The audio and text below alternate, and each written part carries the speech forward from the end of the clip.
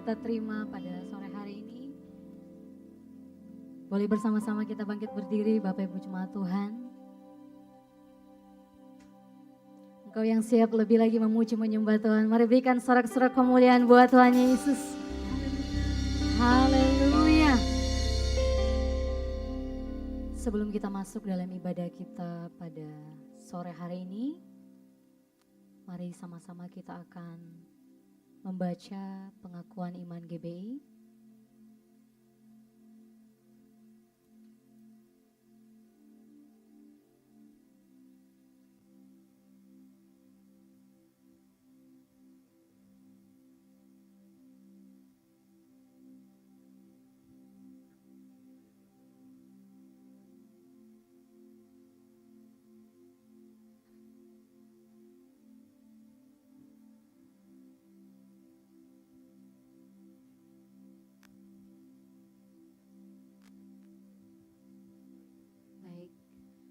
Mari kita bersama-sama membaca Bapak Ibu Jemaat Tuhan 3, 2, 1.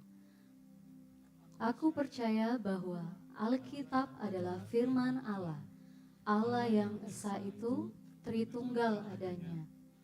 Yesus yang lahir, mati, bangkit, naik ke surga adalah juru selamat, pengantara kita dan raja segala raja. Manusia berdosa harus bertobat dan beriman agar diampuni, dibenarkan dan dilahirkan baru, lalu dibaptis secara selam dan hidup suci. Bahasa roh adalah tanda awal baptisan Roh Kudus. Gereja melakukan perjamuan kudus, meyakini kesembuhan ilahi. Tuhan Yesus akan datang kembali, ada kebangkitan tubuh, kerajaan 1000 tahun, hukuman kekal dan hidup yang kekal. Baik, puji nama Tuhan, mari kita persiapkan kehidupan kita saudara. Sama-sama kita akan dilawat oleh pujian penyembahan kita. Mari sama-sama kita tundukkan kepala, satu hati kita berdoa. Bapa, kami mengucap syukur, terima kasih buat kesempatan yang Tuhan masih beri bagi kami. Kami setiap umat-Mu Tuhan datang dengan penuh kerinduan, menaikkan setiap pujian penyembahan kami yang menyenangkan hati-Mu Tuhan. Engkau Tuhan lawat setiap kami, biarlah setiap umat-Mu Tuhan mengalami perjumpaan pribadi dengan Tuhan. Dan biarlah setiap pujian penyembahan kami benar-benar lahir dari hati yang mengasihi Tuhan. Ini pujian kami, ini penyembahan kami, ini syukur kami. Kami bawa di dalam nama Yesus dan kami sambut Engkau di dalam nama Tuhan Yesus. Jemaat Tuhan yang siap sama-sama serukan. Amin. Puji nama Tuhan, silakan duduk kembali. Selamat beribadah dan selamat menikmati hadirat Tuhan.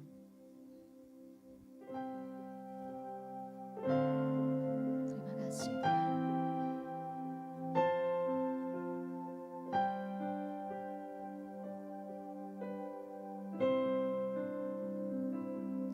Hampiri tahta-Mu Tuhan.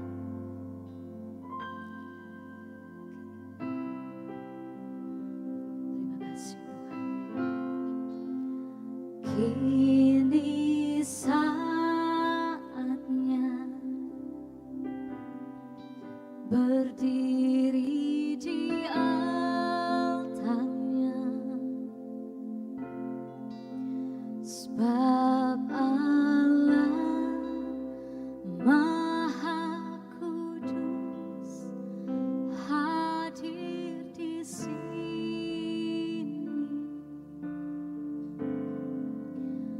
Mari memuji, angkat tangan menyembah, sebab Allah Maha Kudus hadir di sini.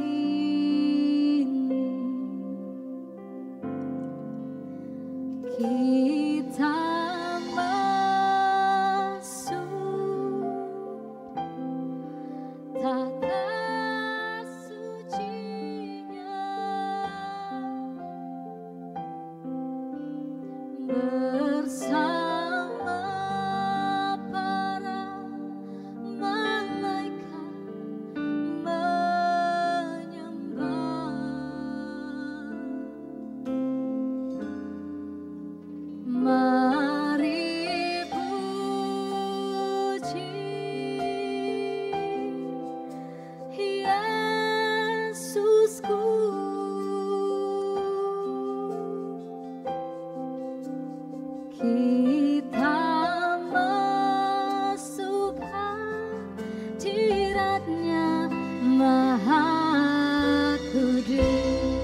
Kasih tepuk tangan yang luar biasa untuk Tuhan kita yang dahsyat.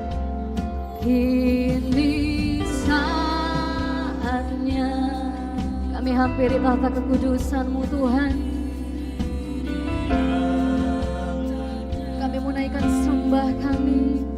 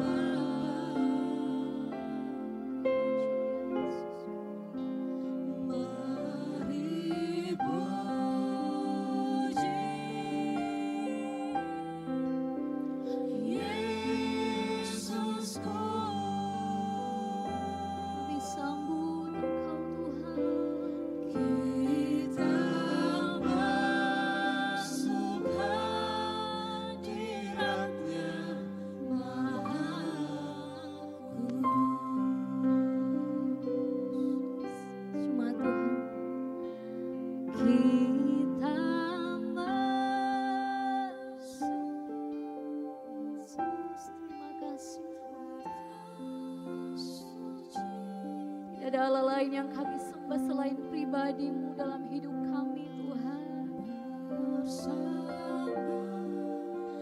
Satu-satunya Allah dan Raja kami.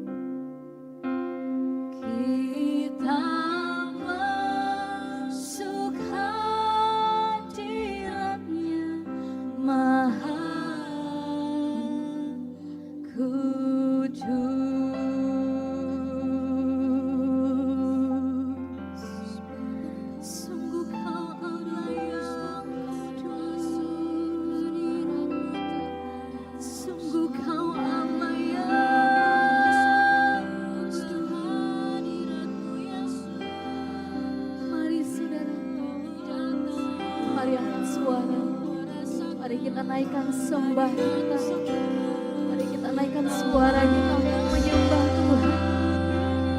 Mari bersyukur kalau kita masih ada sampai detik ini, semua karena penyertaan terbaik yang Tuhan berikan atas hidup kita.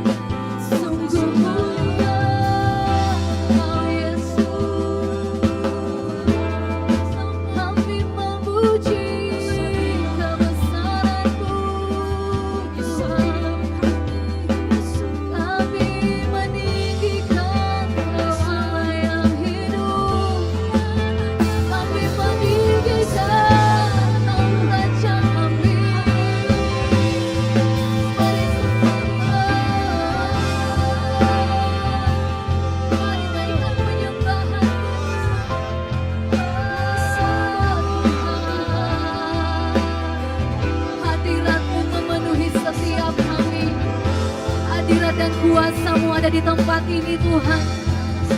Lawat pribadi demi pribadi. Terima kasih Tuhan.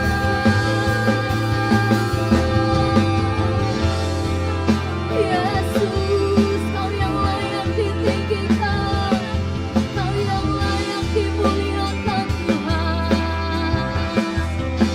Mengalirlah ya Roh Kudus.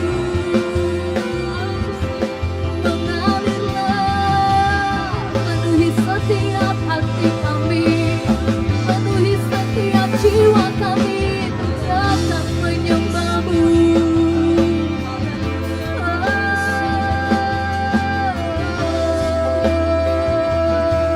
Haleluya. Yesus, Raja kami,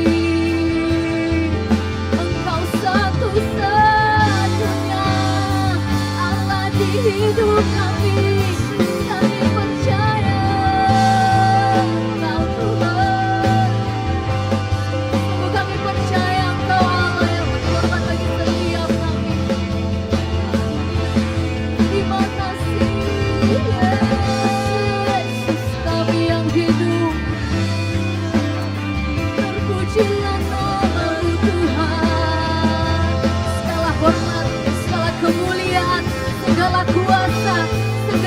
Karunia Tuhan, kami menyembah Tuhan hanya di dalam satu nama yang kudus.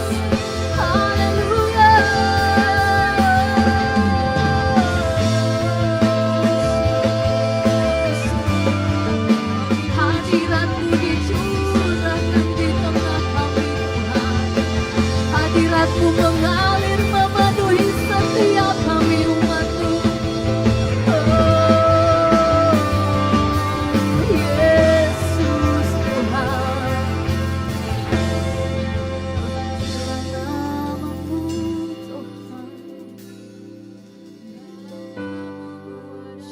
tetap dalam sikap penyembahan jemaat Tuhan. Kami menyembah-Mu, kami mengagungkan Engkau Tuhan. Sebab Engkau yang layak terima segala pujian kami. Kami sembah Engkau, kami puji Engkau, kami tinggikan nama-Mu.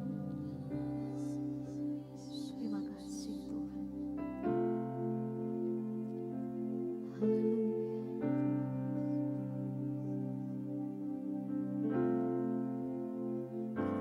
Sembah dan puji Dia, sembah dan puji Dia, sembah dan puji Dia, Sang Raja. Mari jemaat Tuhan nyatakan sama-sama.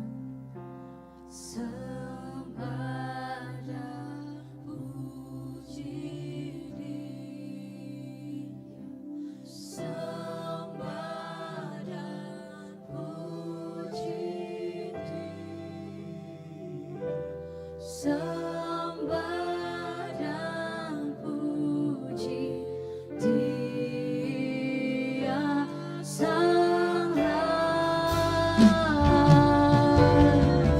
Boleh sama-sama kita bangkit berdiri sama.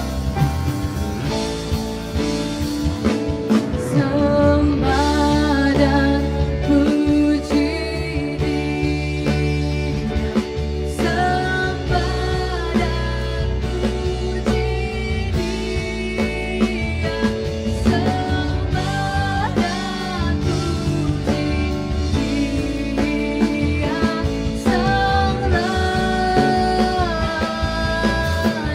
Mari sembah, sembah dan puji Dia, sembah dan puji Dia, sembah dan puji Dia, Sang Raja.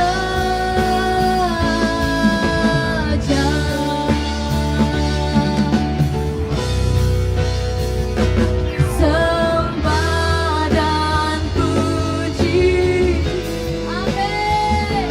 Sembah dan puji Dia, sembah dan puji Dia, Sang Raja.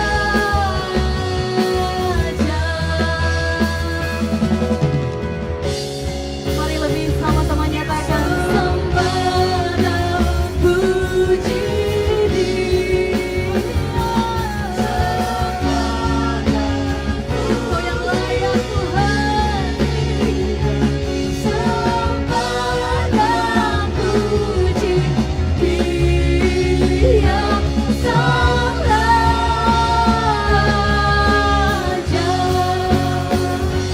Sembah dan puji Dia, sekali lagi nyatakan sama-sama. Sembah dan puji Dia, Sang Raja.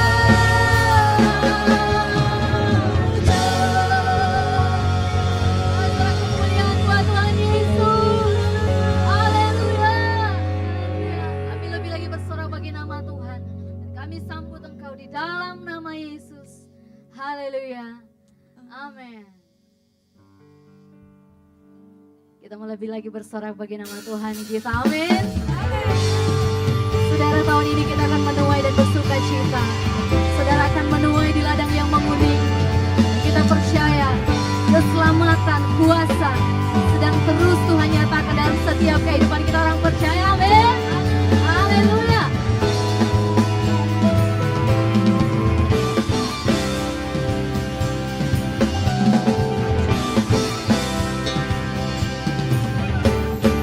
Inilah zaman Elia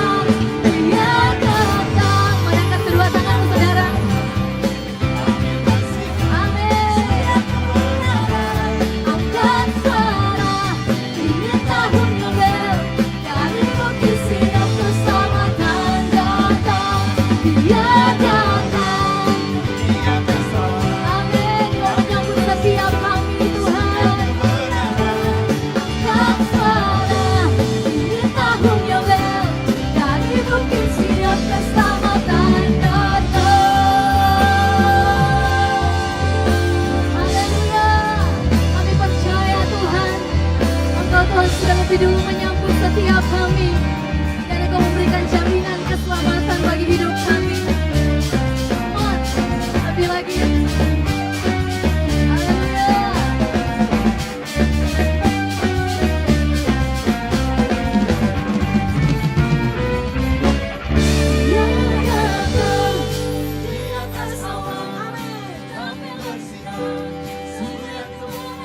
Angkat suaramu Bapak Ibu Saudara. Amin Tuhan.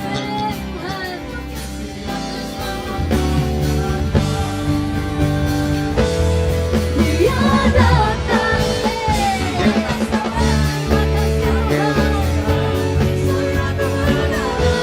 Angkat suara, ingin tahun Yobel dari Bukit Sion keselamatan datang.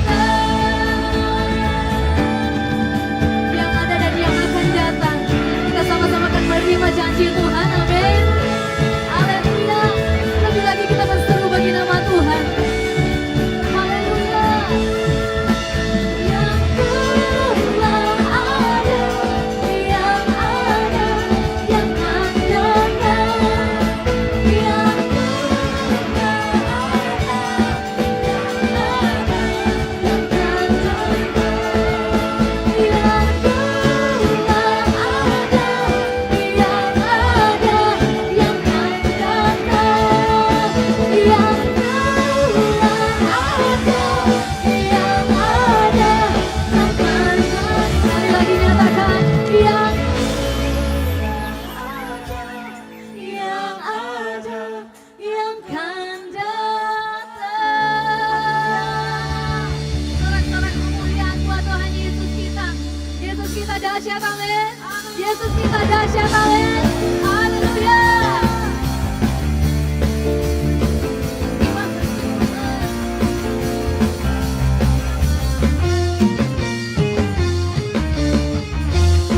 Alangkah indahnya hidup di dalam Tuhan, Dia mencurahkan berkat yang melimpah.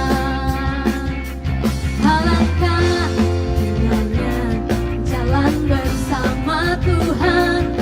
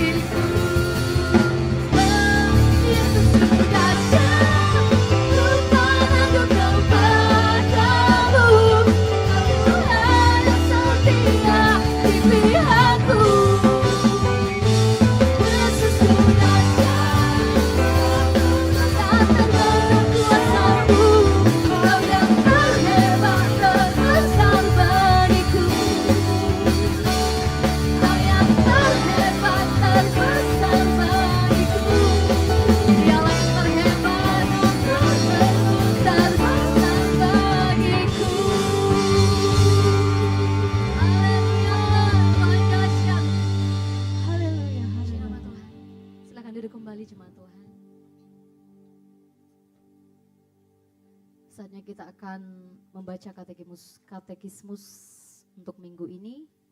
Dipersilakan kepada yang bertugas.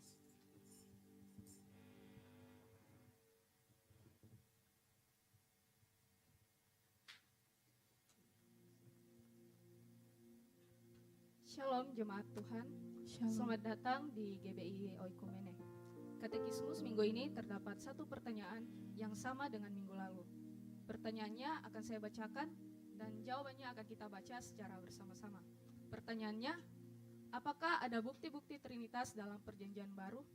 Mari baca bersama-sama jawabannya dalam 3, 2, 1. Kutipan dari Nabi Yesaya tentang hamba Tuhan yang dipilih.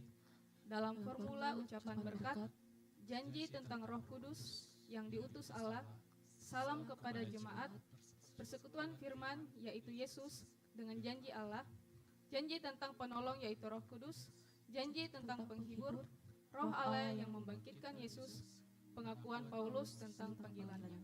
Demikian katekismus minggu ini. Tuhan Yesus memberkati.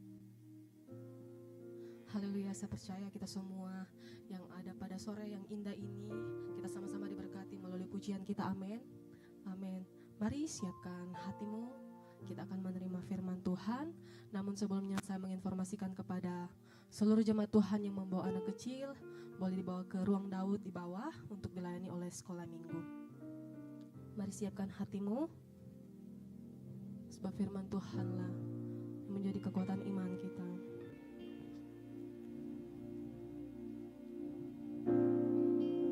Satu kerinduan kami Tuhan, sebab kami ingin menjadi seperti-Mu yang selalu memancarkan kasih di dalam hidup kami.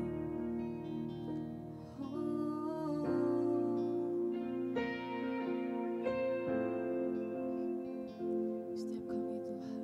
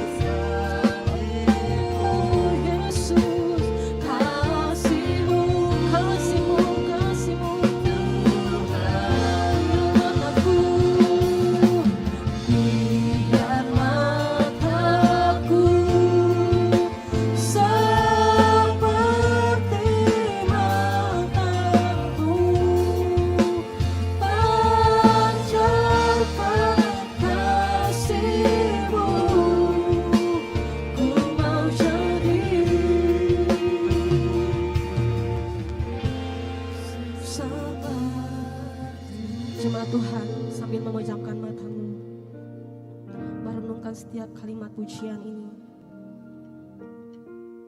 Ya Tuhan, kami tahu kami sangat tidak sempurna Tuhan, tapi kami tahu kami adalah ciptaan-Mu. Kami milik kepunyaan-Mu Tuhan, selaras dengan hati Tuhan.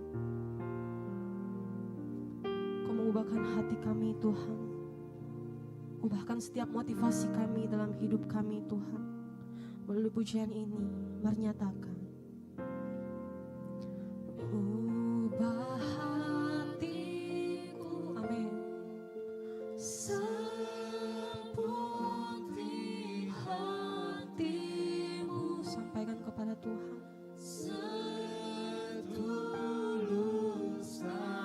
Biarlah hidup kami Tuhan selalu berkenan di hadapan-Mu.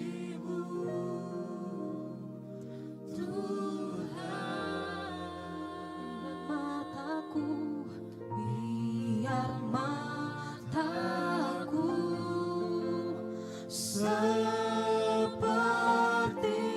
mata-Mu,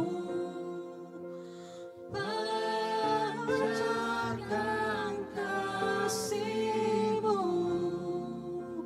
Ku mau jadi seperti-Mu Tuhan, seperti-Mu. Mari jemaat Tuhan, saudara kita sama-sama bangkit berdiri, lebih lagi nyatakan di hadapan Tuhan. Ubah hatiku seperti hati-Mu, setulus salib-Mu, setulus salib-Mu, kasih-Mu Tuhan,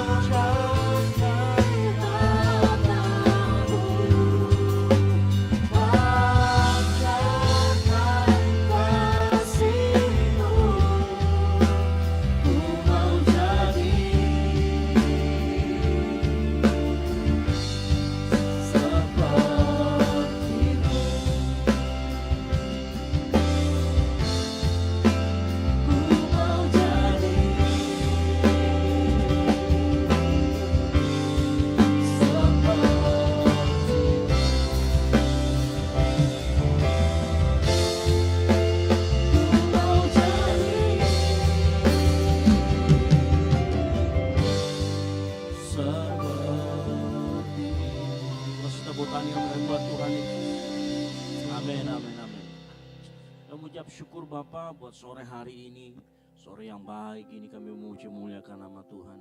Kami tahu Engkau hadir ada bersama-sama dengan kami dan kami merasakan sukacita anugerah-Mu Tuhan. Tiba saatnya kami duduk diam mendengarkan firman Tuhan. Urapi hamba-Mu yang akan memberitakan firman Tuhan, sehingga apa yang keluar dari mulut tidak hamba-Mu adalah isi hati-Mu. Urapi kami semua di tempat ini sehingga saat firman Tuhan disampaikan, Roh Kudus berbicara jelas dalam hati kami, menegur kami, membenarkan kami, dan membuat kami hidup di dalam jalan Tuhan. Terima kasih Tuhan Yesus. Ini menjadi doa kami serahkan semua doa kami, permohonan kami di dalam satu nama, nama Tuhan Yesus Kristus. Yang siap mendengarkan firman Tuhan, sama-sama katakan, amin. Baik, silakan duduk. Shalom. Shalom. Nah, yang keras. 1, 2, 3. Shalom. Nah, begitu ya. Baik. Selamat sore jemaat Tuhan sekalian. Bersuka cita kita ada di tempat ini. Kita juga mengucapkan terima kasih dan bersyukur. Kemarin acara Natal kita berjalan dengan baik.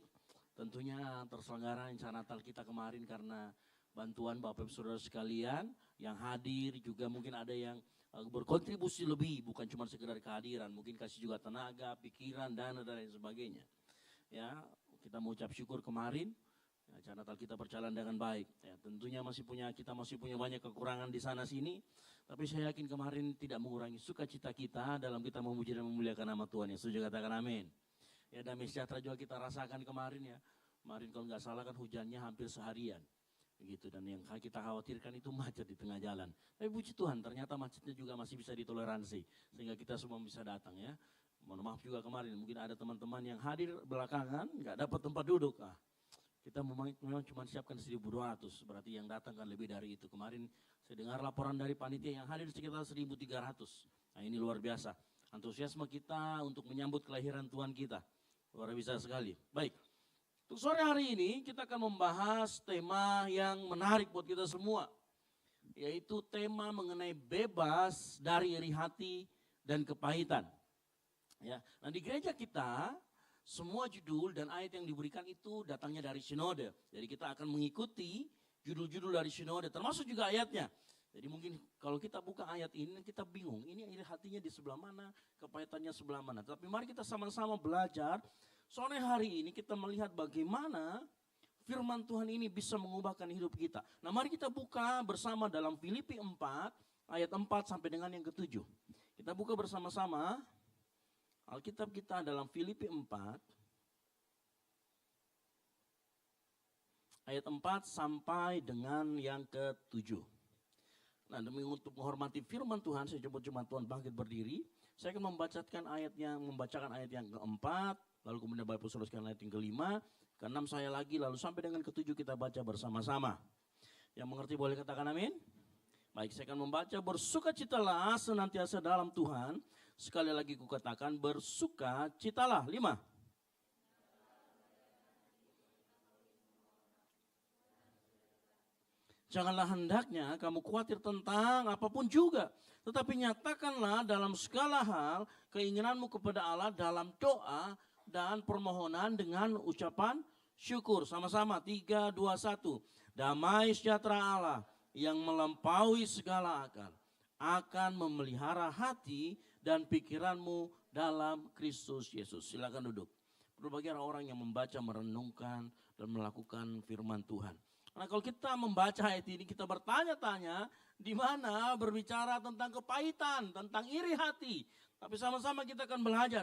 Sebelum kita sampai ke sana, sore hari ini ada beberapa hal yang menarik. Mengapa Paulus menuliskan surat kepada jemaat di Filipi.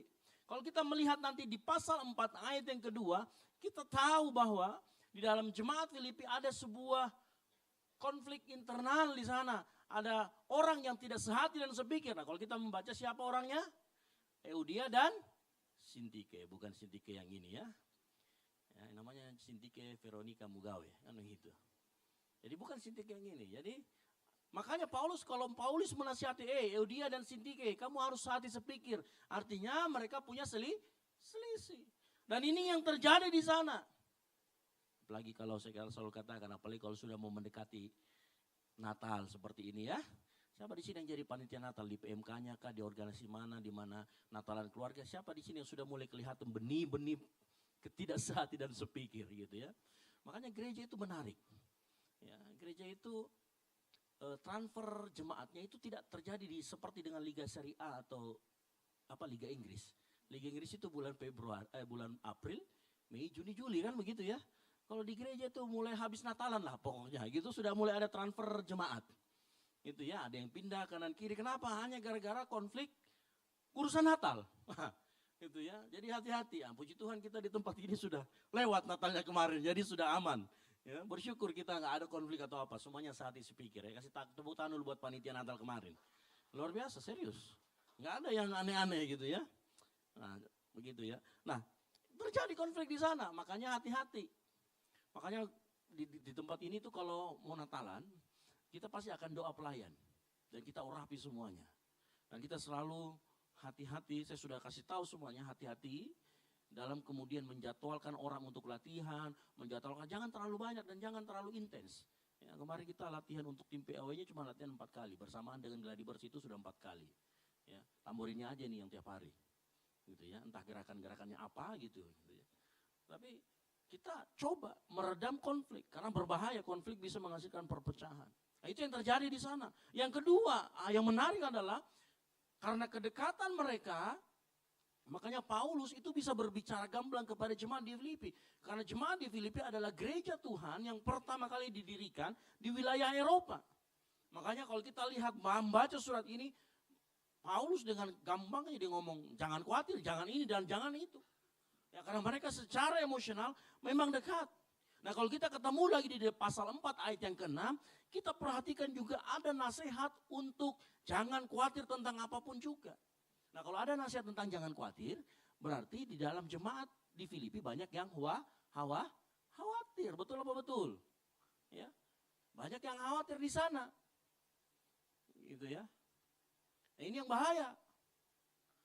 Gitu. Nah, kalau kita menyelidiki baik-baik, kenapa banyak yang khawatir di sana? Ternyata waktu Paulus terus menginjili, jemaat di Filipi adalah jemaat yang membantu Paulus dari sisi keuangannya. Ya wajar, kalau mereka sebenarnya juga bukan orang yang kaya, kemudian membantu, mereka punya kekhawatiran tentang nanti masalah ekonominya. Makanya Paulus ngomong, jangan khawatir. Ya, nyatakan dalam segala hal keinginanmu kepada Allah. Makanya dengar baik-baik, waktu Paulus menulis surat ini, firman Tuhan juga melalui Paulus, dia mau sampaikan bahwa Tuhan mengerti dan Tuhan mengizinkan kita itu khawatir. Oh mungkin, kaget. Enggak, serius. Walaupun kata-katanya di depan jangan khawatir, jangan khawatir, tetapi sebenarnya Tuhan tahu. Hati kita ya punya yang namanya sense of alarm bahaya, ngerti ya maksudnya ya? Jadi hati kita itu punya namanya was-was, punya namanya ketakutan, punya namanya cemas, takut tentang sesuatu akan terjadi. Waktu panitia Natal kemarin, beberapa hari sebelum itu, saya masih ingat kita juga khawatir tentang kondisi-kondisi pelayan Tuhan di tempat ini. Apalagi cuacanya berubah, hujan seperti itu. Makanya kita kasih vitamin. Hari Selasa kita khawatir juga, makanya kita bilang pokoknya sampai ke venue hotel jangan pulang lagi, takut macet, takut apa. Nah ketakutan atau pemikiran itu sebenarnya hal yang normal. Ya, makanya sebenarnya gini, Tuhan gak nyuruh kita sore hari ini untuk kita mengabaikan kekhawatiran kita. Tuhan mau kita mengakui kita itu khawatir, kita punya kecemasan. Nah, kuncinya ada di mana? Tapi dikatakan yang warna merah itu, tetapi nyatakanlah dalam segala hal keinginanmu. Dalam apa? Doa dan permohonan. Jadi sebenarnya khawatir, waspada, cemas, itu manusiawi. Tapi yang mau Tuhan kita sore hari ini sampaikan adalah saat kita khawatir, saat kita cemas, ayo bawa semuanya dalam doa dan permohonan. Nah Tuhan mau kita jujur di hadapan Dia. Sama seperti jemaat di Filipi. Makanya Paulus menaikkan, jangan khawatir. Kalau kamu khawatir, bawa dalam doa dan permohonan. Ya. Karena Tuhan sudah pasti tempatkan kita punya rasa khawatir, takut. Supaya kita juga punya sense, ya, alarm. Seperti Spider-Man kan begitu ya. Itu punya itu. Nah kalau kita semuanya nggak punya rasa curiga, khawatir, cemas. Kita ditawarin nih investasi bodong. Kita ambil aja nanti itu. Kenapa? Nggak punya khawatir. Nah Tuhan izinkan itu. Tetapi Tuhan juga mau kalau kita merasakan itu, nyatakan semuanya di dalam doa dan permohonan. Yang mengerti katakan amin. Ini harus jelas dulu nih. Ya. Jangan diabaikan itu perasaan khawatir. Karena seringkali perasaan takut, khawatir, itu kadang menyelamatkan kita. Sebaliknya yang positif-positif malah justru menjerumuskan kita. Dan Tuhan sengaja taruh itu buat kita supaya kita mengerti yang mana bahaya, yang mana enggak. Ya. Kalau kita nggak mengerti masa depan kita dan kemudian kita mulai merasa khawatir, bawa di dalam doa dan permohonan. Ya. Nah, saya nggak akan bahas banyak tentang kekhawatiran, dan itu bukan pokok kita. Dan ternyata di ayat selanjutnya, khawatir ini Paulus kasih penawarnya. Di dalam Filipi 4 ayat yang ke-7. Penawarnya adalah damai sejahtera Allah. Kalau kita berdoa, bermohon, maka damai sejahtera Allah yang melampaui akal akan memelihara hati dan pikiran. Ternyata penawarnya adalah damai sejahtera. Namun sore hari ini, kita nggak mau bahas hal ini tentang yang lebih dalam. Karena begini ya, manusia itu kan terdiri dari 3, tubuh, jiwa, dan roh. Dari ketiga bagian manusia ini, perhatikan kata hati dan pikiran. Hati dan pikiran adanya di mana? Di dalam roh atau jiwa atau tubuh? Adanya di jiwa. Nah, ingat bahwa Tuhan, damai sejahtera Allah itu akan memelihara hati dan pikiran. Dan hati dan pikiran manusia itu ada di bagian jiwa. Di dalam jiwa kita ada pikiran, perasaan, dan kehendak. Betul atau tidak? Ya. Jiwa kita sebaliknya sangat rentan diserang berbagai macam penyakit. Penyakit jiwa terutama. Ya, khawatir yang berlebihan, ketakutan yang berlebihan, kecemasan yang berlebihan. Makanya damai sejahtera Allah dia pelihara pertama adalah jiwa. Di dalam jiwa ada pikiran, perasaan, dan kehendak. Ya. Makanya iblis itu dia mainkan dulu pikiran, perasaan, dan kehendak kita. Kalau mau bikin kita sakit, caranya bagaimana? Ya. Siapa yang di sini suka makan babi? Saya ya. Gitu ya. Bayangkan kalau Anda makan babi 1 minggu kalau nggak asam urat. Itu kalau kita main di daerah jiwa. Jiwa kan ada keinginan. Coba ingin mau makan babi terus setiap hari. Oh, pasti asam urat itu. Ya. Dan itu yang sering terjadi. Diserang di bagian jiwa supaya tubuh ikut-ikutan sakit. Ya. Nah, kalau kita mau jujur, jiwa kita seperti yang saya katakan tadi sangat rentan oleh penyakit kejiwaan. Di dalamnya ada pikiran, hati, kehendak, dan lain sebagainya. Apalagi kalau yang pacar-pacaran, ya kan? Oh, itu mainnya di perasaan, mainnya di jiwa. Bisa lo nggak makan 3 hari gara-gara nggak dihubungi sama pacarnya? Iya, mainnya di masalah jiwa. Nah, kalau jiwa itu begitu penting, makanya sore hari ini ada satu juga penyakit yang juga seringkali menghantam di jiwa kita. Namanya iri hati dan kepahitan. Itu juga menyentuh bagian jiwa. Dan hati-hati. Kalau iri hati dan kepahitan itu masuk ke dalam jiwa kita. Amsal 14 ayat 30 berkata begini. Hati yang tenang menyegarkan tubuh. Tetapi iri hati ngapain? Membusukkan tulang. Jadi hati-hati dengan bagian jiwa kita. Itulah yang rentan diserang oleh oknum-oknum kegelapan. Ya, itulah yang seringkali menjadi jalan pintu masuk untuk segala macam sakit penyakit. Orang kalau kepahitan, iri hati, itu bisa penyakit apapun muncul. Ya darah tinggi, nggak bisa tidur itu darah rendah. Oh segala macam. Ya, asam urat juga bisa. Ya, coba aja tadi itu. Pengennya makan apa? Makan babi terus. Oh itu asam urat nanti. Ya, kolesterol, munculnya dari hati. Ya. Makanya hati-hati dengan jiwa kita. Hati-hati dengan pikiran kita, itu yang sering diserang. Nah kita masuk, apa itu iri hati? Karena tadi kita mengatakan bahwa ternyata dalam hati kita itu rawan diserang. Salah satunya adalah dengan iri hati. Nah iri hati adalah perasaan yang tidak senang, tidak nyaman, benci yang timbul ketika orang lain memiliki sesuatu yang kita tidak miliki tapi kita inginkan. Ya, saya ulangi lagi. Iri hati itu muncul, perasaan tidak nyaman, benci bahkan, tidak senang ketika seseorang yang lain itu memiliki sesuatu yang sangat kita inginkan dan kita tidak memiliki itu. Dan biasanya nanti gerbong berikutnya, perasaan yang muncul berikutnya adalah perasaan tidak adil. Nah ini orang yang iri hati itu seperti ini. Nah iri hati itu berbeda sama cemburu. Ya, kalau cemburu itu ada pihak ketiganya. Pacaran nih, ada pihak ketiga itu cemburu. Nah namanya ya, Itulah lagunya Ahmad Dhani kan gitu ya. Cinta bertepuk sebelah tangan. Tahu gitu aja tahu ya. Ini, tapi iri hati itu berbicara tentang kepemilikan sesuatu yang kita ingini mainnya ada di area mana? Di area jiwa kehendak. Kita pengen sesuatu kita nggak punya, orang lain punya, muncul iri hati. Makanya seringkali dengan kata lain orang yang iri hati nilai dirinya ditentukan oleh apa yang dimiliki oleh orang lain. Bukan atas apa yang dia miliki, tetapi apa yang dimiliki oleh orang lain. Jadi kalau orang lain berhasil, ya punya mobil 2, yang kita yang gemeriang panas-panasan, ya kita yang meriang kejang-kejang. Orang naik pangkat, kita yang tersinggung, kita yang sinis. Ya. Habis itu merasa perasaan saya bareng sama dia masuknya, tapi kenapa dia lebih cepat dari saya? Mulai perasaan muncul tidak adil. Merasa wah kantorku ndak adil nih. Ya gereja nggak adil.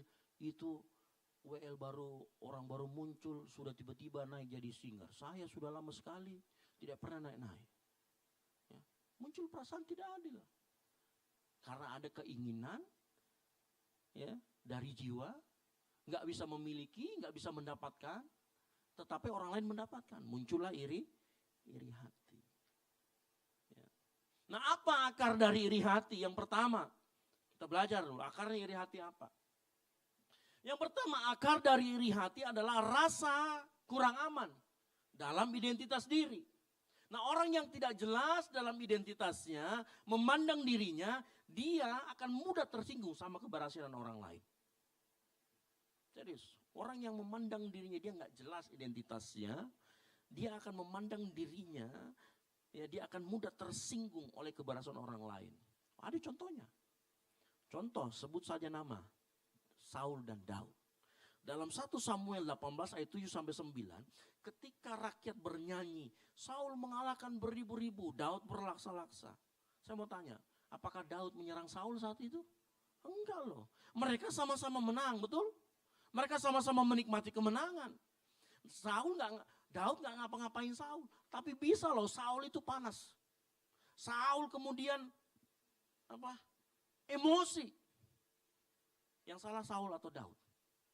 Sudah jelas Saul. Kenapa? Identitasnya tidak jelas. Padahal dia seorang raja. Dia raja loh, harusnya dia senang, bersuka cita. Tapi karena dia takut, ada Daud nih. Muncullah dia iri hati. Kemudian dia memandang dirinya dan mudah tersinggung dengan keberhasilan orang lain. Makanya salah satu ciri-ciri dari orang yang seperti ini adalah dia akan tersinggung kalau orang lain dipuji. Setelah orang lain dipuji, coba puji-puji di depan teman-teman kita yang model begitu. Dia pasti akan ngomong lagi, tidak juga itu, biar saya tahu aslinya seperti apa. Kalau kita puji orang lain di depannya, kemungkinan kedua dia akan diam, terus dia bilang begini, kenapa bukan saya? Harusnya itu saya yang seperti itu. Dan biasanya kalau orang merayakan keberhasilan, dia akan menjauh. Karena dia tidak bisa merayakan keberhasilan orang lain. Keberhasilan orang lain membuat dia hatinya sakit. Ya. Ini karena orang identitasnya tidak jelas. Seperti Saul, spirit of Saul. Ya. Yang kedua, apa yang menyebabkan akar dari iri hati? Nah seringkali kita ketemu dengan perbandingan sosial yang salah. Nah kali ini orang yang modelnya seperti ini, dia punya logika itu agak aneh. Dia punya berpikir begini, kalau orang lain naik, berarti saya turun. Padahal kan gak begitu. Kalau orang lain naik, bisa aja saya naik juga. Cuman lompatannya dia lebih jauh atau lebih tinggi. Tetapi orang yang seperti ini logikanya, kalau dia naik berarti aku turun. Kalau dia dikasihi berarti saya gak dikasihi. Nah itu terjadi juga di dalam Alkitab. Pola pikirnya, pola pikir kompetisi. Contoh dalam Alkitab. Contoh siapa? Saudara-saudara dari Yusuf. Loh, iya kan? Yusuf lebih dikasihi oleh Yakub. Makanya akibatnya apa? Saudara-saudara yang lain, kalau dia lebih dikasihi berarti saya tidak dikasihi. Padahal Yakub mengasihi semuanya. Hanya memang lebih banyak ke Yusuf. Makanya apa yang terjadi setelah itu? Yusuf masuklah ke dalam sumur. Lalu kemudian dijual. Ya. Bagaimana Yusuf dikasihi, bagaimana Yusuf sukses. Membuat saudara-saudaranya berasa kalah. Padahal mereka nggak apa-apa. Yusuf nggak ngapa-ngapain dan mereka sebenarnya tidak kalah. Tapi karena pola pikirnya itu tadi. Oh kalau dia dikasihi berarti saya nggak dikasihi. Kalau dia dapat berarti saya kehilangan. Ya. Dari mana saya tahu bahwa saudara-saudaranya ini iri hati? Kalau kita membaca dalam Kisah Para Rasul 7 ayat 9 dikatakan apa? Karena iri hati, bapak-bapak leluhur kita menjual Yusuf ke tanah Mesir. Nah, orang yang seperti ini hidupnya, dia berpikir bahwa hidup adalah kompetisi. Ayo coba. Siapa yang di sini kalau ketemu sama reuni sama teman SMA, terus teman SMA yang lain lebih sukses? Ya. Lalu kemudian muncul itu perasaan-perasaan itu, benih-benih itu sudah mulai muncul. Wih, gila. iPhone-nya, bro, 17,5, kita 13,5. Ya, ada kayak iPhone 13,5. Ya. Mulai ditaruh di atas meja, handphone dulu kan. Wah, sebelah di depan kita iPhone Pro Max 16. Sebelahnya Xiaomi. Sebelahnya lagi Vivo. Merasa bersaing, menang. Tiba-tiba ada yang lebih baru muncul di depannya dia. Oh, itu dia bisa iri hati tuh. Kenapa? Karena dia menganggap hidupnya itu sebuah setelah handphone kompetisi, sebelah handphone naik, kunci naik. Kunci mobil. Yang satu lambangnya yang bulat-bulat. Ya. Yang satu Carnivora. Tahu Carnivora? Mustang. Kalah nih. Kayak kompetisi. Ya. Ini perbandingan sosial yang salah. Apalagi dengan media sosial sekarang. Orang gampang flexing di media sosial. Kita mulai iri. Yang ketiga, ada yang disebut dengan namanya tamak.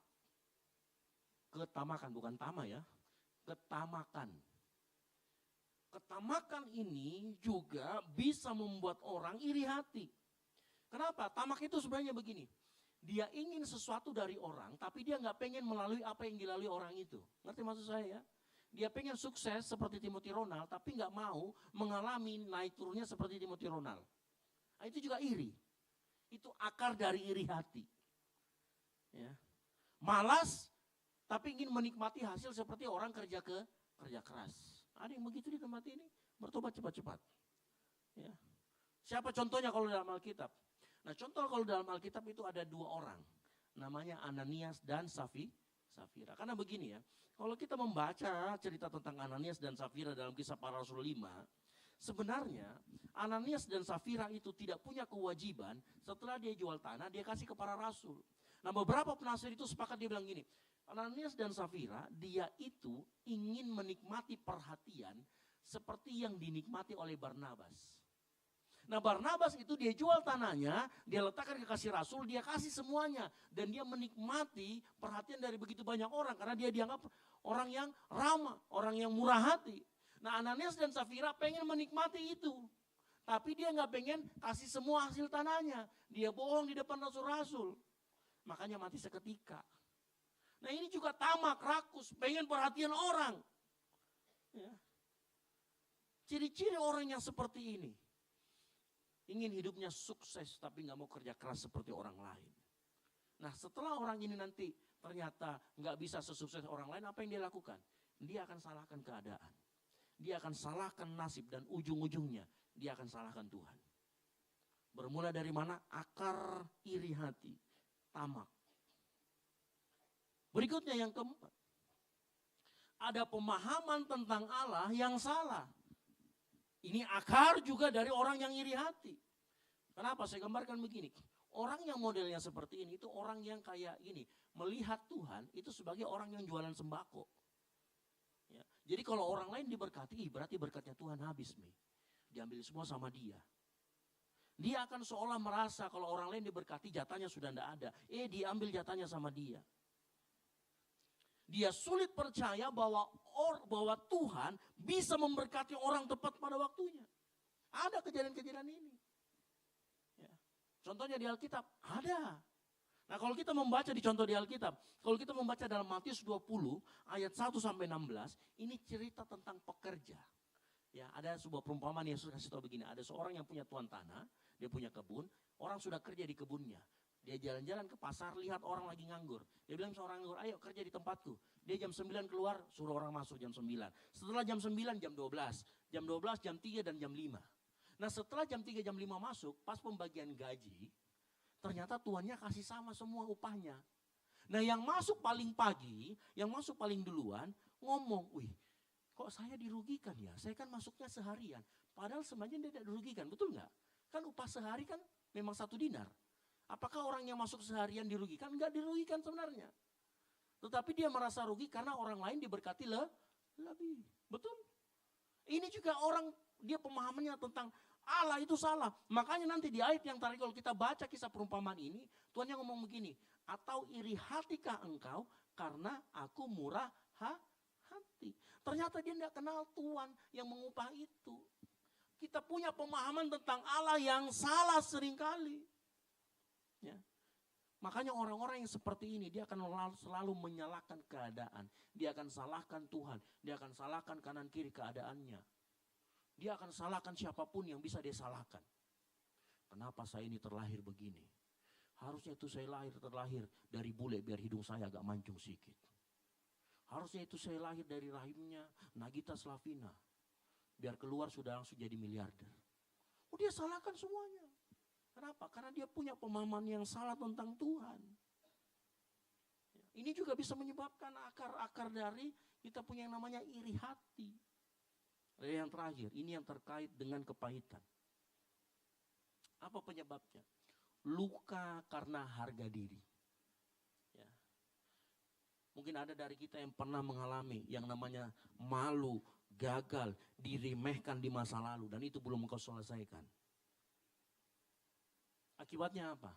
Kalau kita lihat orang berhasil, kita begitu reaktif. Kita begitu cepat iri hati. Itu luka. Ya. Dan akibatnya apa? Kita bisa melakukan hal-hal lain yang lebih daripada cuma sekedar iri hati. Contoh kalau cerita di Alkitab, cerita mengenai Kain dan Habel. Dalam Kejadian 4. Persembahan Kain ditolak, persembahan Habel diterima. Mengapa Kain begitu malas dan marah? Ya. Tahu kenapa? Karena harga dirinya dilukai. Saya mau tanya, Kain dan Habel siapa yang lebih tua? Kain lebih tua. Nah kalau yang lebih tua, dia bilang gini, ini adekku masih muda tapi dia sudah diterima persembahannya. Saya ini lebih tua. Akhirnya dia merasa apa? Harga dirinya dilukai. Nah begitu harga dirinya dilukai, dia simpan dalam hatinya. Timbul yang namanya kepahitan. Dia pahit. Waktu dia kepahitan, Tuhan sudah ngomong, hati-hati. Hati-hati. Betul ya? Tapi karena dia simpan terus dalam hatinya, yang terjadi apa? Meledak dia. Dia bunuh adiknya. Kain sudah diingatkan loh sama Tuhan. Makanya begini, dengar baik.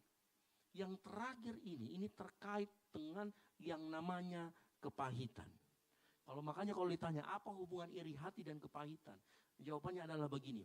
Orang yang hidup dalam kepahitan, ternyata itu lebih mudah menjadi orang yang iri hati dan ingin membalas dendam. Sama seperti Kain. Makanya kita perlu ingat. Kepahitan adalah luka yang diberi ruang tinggal di dalam kita. Yang mengerti katakan amin. Ini harus hati-hati. Ya. Seringkali kita terluka, lalu kemudian kita izinkan luka itu tidak dibereskan. Atau kita tidak bawa ke kaki Tuhan, kita simpan sendiri. Dan itu akhirnya menjadi kepahitan. Nah orang yang pahit hidupnya, ternyata orang itu lebih gampang menjadi iri hati, lebih gampang tersinggung dengan keberhasilan orang lain. Apalagi kalau terhadap orang yang bikin dia sakit hati. Yang melukai dia, awas kok. Ya. Makanya hati-hati. Makanya kalau boleh saya perlihatkan, cara kerja bagaimana luka harga diri ini bisa menghasilkan kepahitan dan iri hati seperti ini. Saat kita terluka, lalu kemudian kita biarkan luka itu tidak dibereskan, diberi ruang untuk tinggal, maka yang lahir itu kepahitan. Setelah kepahitan itu, kita menjadi orang yang sensitif, mudah tersinggung. Kalau dibuka lagi bedah itu namanya iri hati. Kita mudah iri hati terhadap orang lain. Yang pertama-tama mungkin kita iri sama orang yang pernah nyakitin kita. Karena kita simpan kepahitan. Ya, mungkin kita nggak terang-terangan.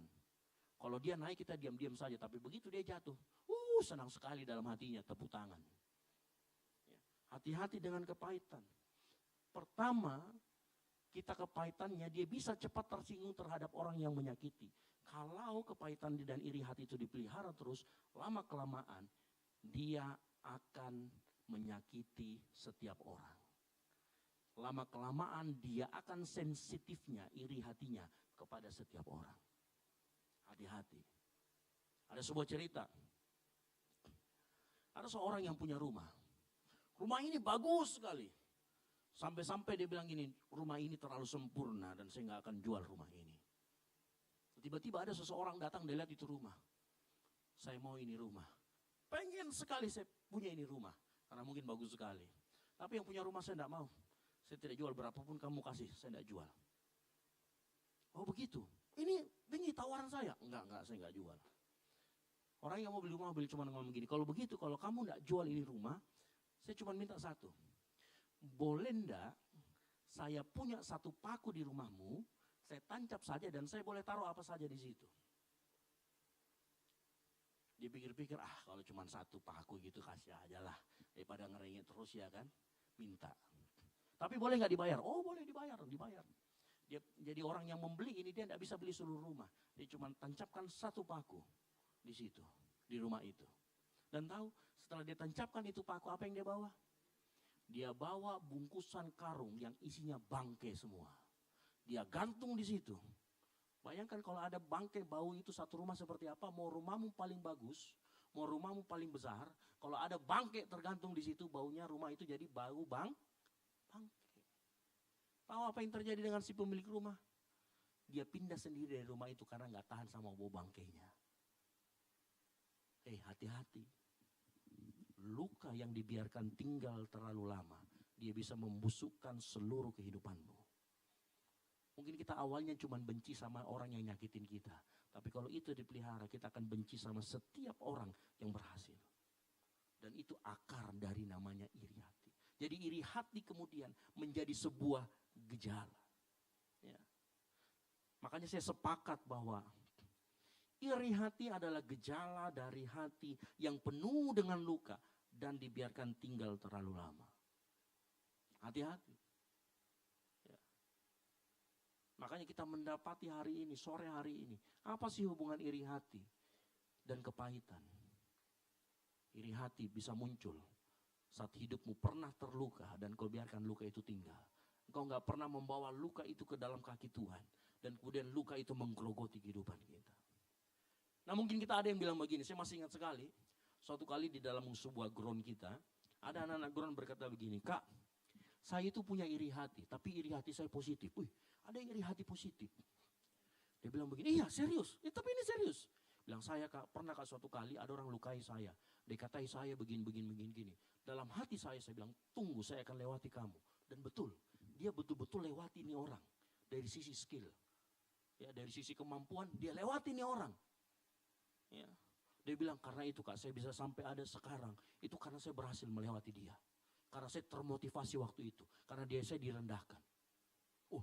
Saya kaget juga. Apakah betul ada iri hati yang positif? Nah saya mau beritahu, sore hari ini, tidak pernah ada namanya iri hati itu positif. Yang mengerti katakan amin. Iri hati akan selalu ada komponennya. Ya. Iri hati itu selalu ada berkata begini, tidak nyaman terhadap pencapaian orang, rasa kurang diri, tidak adil. Itu orang iri hati. Tidak mungkin, ya, tapi mungkin kita bisa berkata kayak tadi, tapi kan saya dimotivasi, dengar baik-baik ya, dengar baik-baik. Kalau engkau termotivasi karena orang lain sukses, kalau engkau sudah lewati orang itu lalu mau bagaimana lagi? Berarti gak termotivasi lagi. Betul atau tidak? Harus hati-hati. Jangan sampai ternyata yang kita sebut tadi, kan berhasil nih, saya berhasil melewati dia. Jangan sampai ternyata itu adalah balas dan dendam. Halo, yang saya mau katakan tadi iri hati positif itu mungkin saja adalah balas dendam secara halus. Engkau belum selesaikan luka-lukamu, engkau belum selesaikan kepahitanmu. Ya. Ada nggak iri hati yang positif? Ada, tapi bukan namanya iri hati positif, namanya inspirasi. Contoh, saya seorang hamba Tuhan. Siapa hamba Tuhan yang menginspirasi saya? Kalau saya sebut namanya misalkan Jeffrey Rahmat. Ya. Dia menjadi inspirasi saya. Saya cuma bilang suatu saat Tuhan akan angkat saya seperti dia. Cuman begitu tok. Gitu. Tapi saya nggak ada sakit hati sama dia. Nggak ada tuh dendam sama dia. Cuman saya tahu inspirasi saya itu dia. Ya. Sehingga pada saat orang yang menginspirasi bukan karena iri, bukan karena mau balas dendam, ya, dia akan fokus sama pengembangan dirinya. Ya. Makanya harus hati-hati. Dan yang namanya sebut iri hati positif. Karena sebenarnya iri hati positif itu bukan iri hati, tetapi inspirasi. Ya. Ingat, iri hati, ya, tetaplah iri hati. Inspirasi perspektifnya bukan mau menjadikan orang sebagai ukuran supaya kita bisa melebihi dia. Tetapi orang yang terinspirasi, dia akan ngomong gini, pencapaiannya menunjukkan saya juga bisa seperti dia, tapi dengan versi terbaik dari diri saya. Nah, itu orang terinspirasi. Kalau kita melihat Timothy Ronald sudah sampai triliunan, ya sudah, nggak apa-apa. Saya juga bisa, tetapi saya dengan versi saya sendiri. Mungkin nggak triliunan, ratusan miliar, selesai. Ya, nggak perlu, karena kalau orang dia bilang saya akan lebih daripada dia, tunggu saja kalau saya lebih daripada dia, itu namanya balas dendam. Dan dengar baik, kita tidak pernah bertumbuh dengan mengalahkan orang lain, yang setuju katakan amin. Tetapi dengan membereskan luka yang ada dalam kita diri sendiri. Seringkali itu yang terjadi. Mungkin kalau kita mau melebihi orang lain, coba cek hati kita. Sore hari ini dengan cepat, lalu apa yang menjadi solusi Injil yang ditawarkan mengenai iri hati ini? Yang pertama, bereskan luka. Ayatnya di mana? Kita buka sama-sama di Filipi 4 ayat yang keempat. Dia katakan begini, bersukacitalah senantiasa dalam Tuhan. Sekali lagi katakan, bersukacitalah. Nah, sore hari ini jangan fokus pada bersukacita, karena bersukacita itu ekspresi emosi. Yang setuju katakan amin. Bersukacita itu ekspresi emosi. Tetapi coba lihat, kata senantiasa dalam Tuhan. Dengar baik, saya jelaskan. Firman Tuhan melalui Paulus ini, dia tidak sedang berkata begini, abaikan lukamu, paksa bersukacita. No, bukan. Saya tahu di tempat ini banyak orang mengalami luka, banyak orang mengalami sakit, dan itu nyata. Betul apa betul? Sakit yang kita alami, sakit yang kita derita, itu nyata. Ya. Makanya saya nggak mau paksa, boleh bersukacita enggak, itu ekspresi. Tetapi lihat, kata dalam Tuhan. Nah, apa maksudnya kata dalam Tuhan? Artinya begini, apapun yang terjadi dengan dirimu, maupun engkau mau bersukacita, mau engkau mau sedang bersedih, mau engkau terluka, mau engkau mengeluh, tetaplah di dalam Tuhan. Yang mengerti katakan amin. Tuhan mau segala emosimu, lukamu, kecewamu tidak menguasai hidupmu. Tuhan mau jangan sampai kita bersukacita tetapi dalam kepahitan kita. Tuhan mau kita bersukacita di dalam Tuhan. Karena pada saat kita bersukacita di dalam Tuhan, kita tetap mengakui bahwa saya pernah terluka Tuhan. Saya pernah disakiti. Tetapi saya tahu, pada saat saya di dalam Tuhan, pengertian yang kedua, luka tidak mendikte kehidupan saya karena saya ada dalam Tuhan. Fokusnya bukan pada lukanya, bukan diabaikan, diakui keberadaannya. Tapi saya memang fokus untuk Tuhan. Yang mengerti katakan amin. Itu artinya bersukacitalah di dalam Tuhan. Tuhan tahu luka kita. Tapi orang yang hidup dalam Tuhan, dia tidak fokus kepada lukanya, dia fokus kepada Tuhan. Orang yang di dalam Tuhan, dia menggeser pusat hidupnya dari dirinya yang terluka. Menjadi Tuhan pasti hadir, membalut luka-lukanya. Ya. Kalau kita mengerti hal ini, maka kita akan berhenti mengucapkan, Tuhan, kenapa selalu saya? Kenapa tidak adil? Mengapa ini terjadi kepadaku? Pasti kita akan berhenti. Ingat sore hari ini, firman Tuhan tidak menyuruh kita untuk menekan luka kita. Tetapi firman Tuhan mengingatkan agar hari ini kita tidak membiarkan lukamu, kepahitanmu menjadi pusat identitasmu. Kemudian mendikte cara kita berpikir. Ngerti maksudnya mendikte cara kita berpikir? Orang yang kepahitan lama-lama apapun yang dikeluar dari mulutnya pahit. Apapun yang dia pandang jelek. Tapi kalau engkau tetap dalam Tuhan, fokusmu ke dalam Tuhan. Ya, maka keberhasilan orang lain tidak terasa menyakitkan, tapi engkau mampu bersukacita bersama dengan dia. Sore hari ini mungkin ada yang bertanya, bagaimana kita bisa mengobati luka kita saat kita terluka? Filipi 4 ayat 6b berkata begini, nyatakanlah segala keinginanmu kepada Allah dalam apa? Doa dan permohonan. Beberapa pakar teologis mengatakan begini, seandainya Kain dia mengungkapkan kekecewaannya, persembahannya ditolak, dia ngomong sama Tuhan, dia berdoa sama Tuhan, dia tidak akan pernah bunuh adiknya. Nah, berapa banyak dari kita mencoba menekan luka kita, tapi kita nggak pernah bawa luka itu ke dalam tangan Tuhan. Kita tidak pernah menyerahkan luka itu ke dalam tangan Tuhan. Padahal Tuhan tahu obatnya. Pada saat kita taruh luka-luka kita, kepahitan kita di dalam tangan Tuhan, kita akui, Tuhan saya masih sakit hati sama orang tua aku Tuhan. Waktu dia katain saya bodoh. Tuhan saya masih sakit hati Tuhan sama anakku waktu dia cuekin saya waktu lagi sakit. Ngomong sama Tuhan. Karena dengar baik, doa bukan hanya mengubah keadaan, tetapi pertama dia mengubah hati kita. Makanya yang pertama dirubah adalah hati kita. Nah kalau hati kita sudah diubahkan melalui doa kita, melalui kita serahkan ke dalam tangan Tuhan, maka yang muncul adalah ucapan syukur. Yang mengerti katakan amin. Dan justru itu adalah penawar agar hidup kita tidak dikuasai kepahitan. Ketika kita mengucap syukur yang lahir dari hati yang sudah diubahkan, berarti kita sedang menolak luka kepahitan kita menjadi kacamata untuk melihat dunia. Yang kedua, kalau hati kita sudah diperbaiki, seringkali saat kita mau melakukan sesuatu yang baik, kita merasa malas. Betul apa betul? Hati kita sudah diperbaiki nih, tetapi kita kok kayaknya malas mau melakukan sesuatu. Filipi 4 ayat 5 berkata begini, terjemahan baru dan bahasa Indonesia masa kini. Hendaklah kebaikan hatimu diketahui semua orang. Tuhan sudah dekat. Dalam bahasa Indonesia masa kini, hendaklah semua orang dapat melihat sikapmu yang baik hati. Sebab tidak lama lagi Tuhan akan datang. Nah dengar baik. Apa maksudnya semua orang dapat melihat sikapmu yang baik hati? Artinya begini. Kalau hatimu sudah berubah, maka tiba saatnya kita mendisiplinkan daging kita, diri kita untuk berbuat baik. Yang mengerti katakan amin. Ngerti maksud saya ya? Pada saat Tuhan ngomong, ayo hendaklah kebaikan hatimu. Bukan artinya pada saat ada sorotan baru kamu berbuat baik. Bukan. Tetapi melatih diri kita untuk selalu berbuat baik. Karena seringkali hati kita pengen berbuat baik, tetapi daging kita melawan.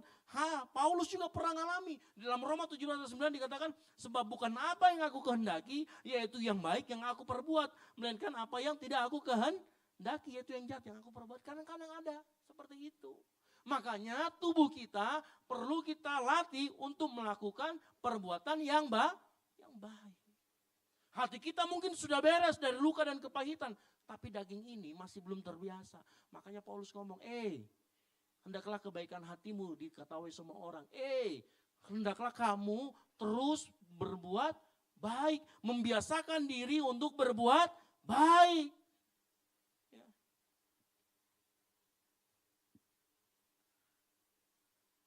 Kadang-kadang begini ya, terkait dengan iri hati.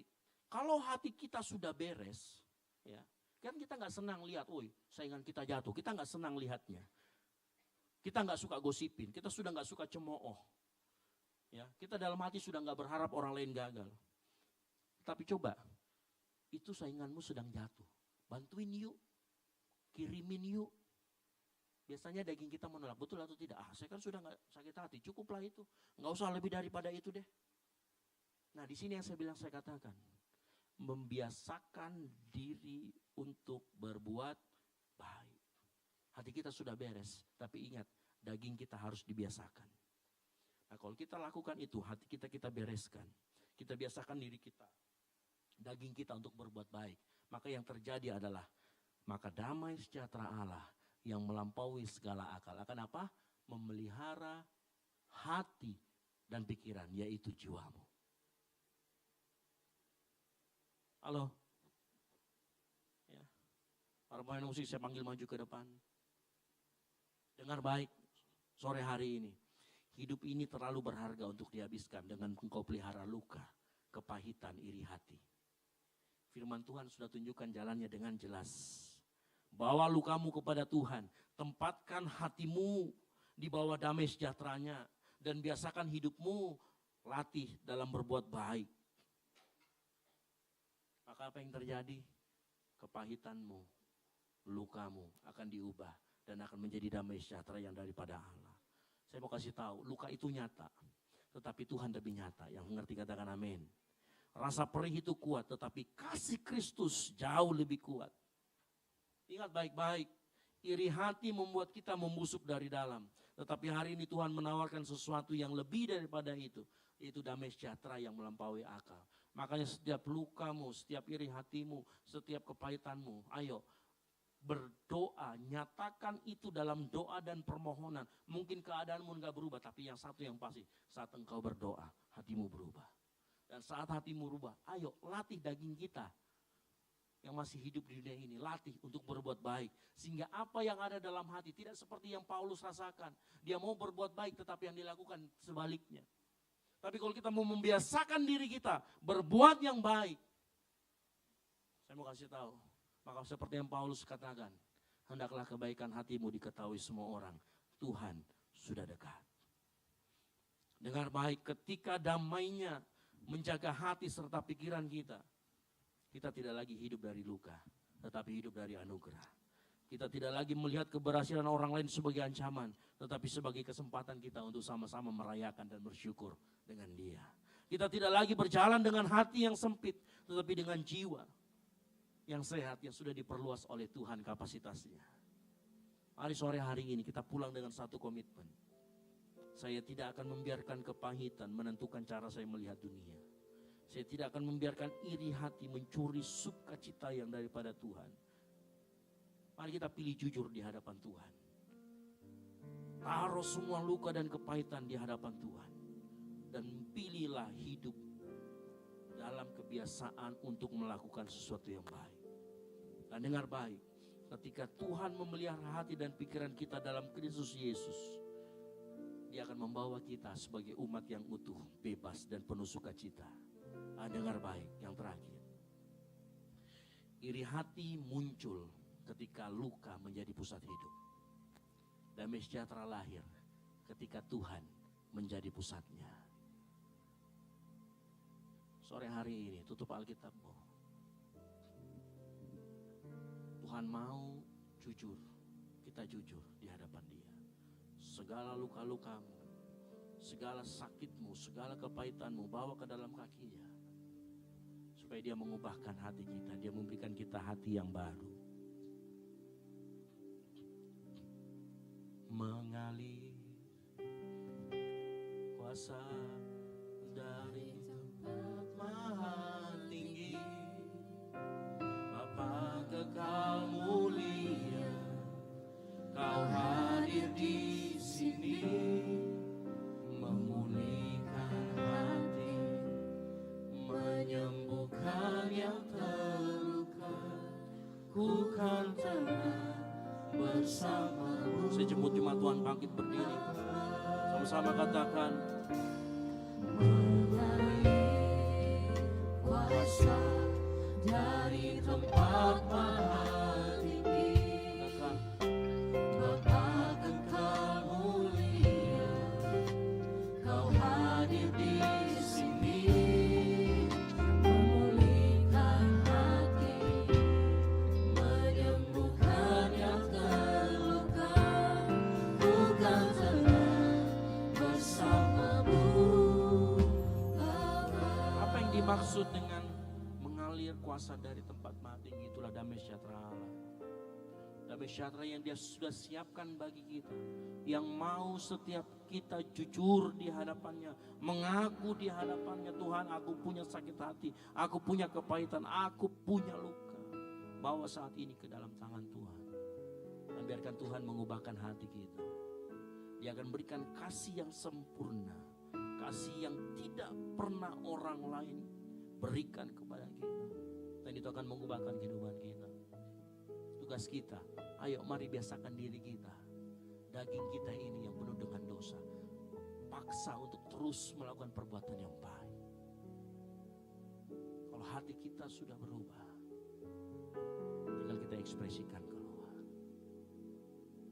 Mari angkat kedua tanganmu, sama-sama katakan, mengalir kuasa dari tempat maha tinggi. Amin. Bapa kekal mulia, Kau hadir di sini, memulihkan hati, menyembuhkan yang terluka. Ku kan tenang bersamamu, Bapa. Akan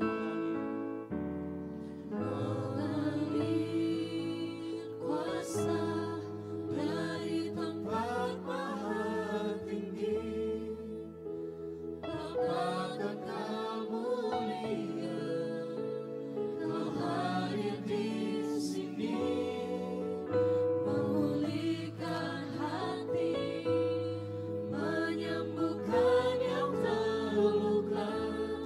Ku kan tenang bersamamu, Bapa.